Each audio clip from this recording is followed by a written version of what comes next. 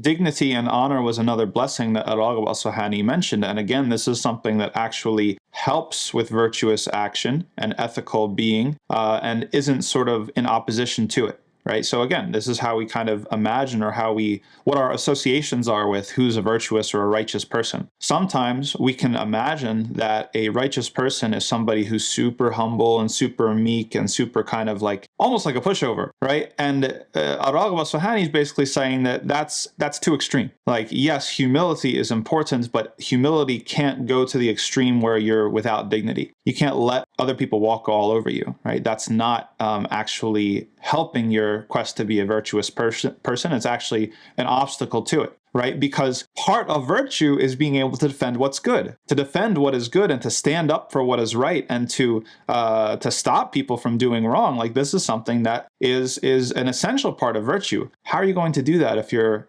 extremely meek, or extremely sort of you kind of carry this sort of humiliation around with you, or you imagine that being kind of humiliated and lowly is part of what virtue is? No, we can be upright and dignified and still not be arrogant, right? And still be humble. The two things aren't contradictions. And so that's what al-Raghib al-Isfahani wants us to get in our heads, that if you're able to hold yourself with dignity and honor, not necessarily drag your face through the mud or grovel for things, this is actually more conducive to being a virtuous person and to upholding the ethics of the Sharia and the ethics of Islam, more than being excessively meek and excessively weak.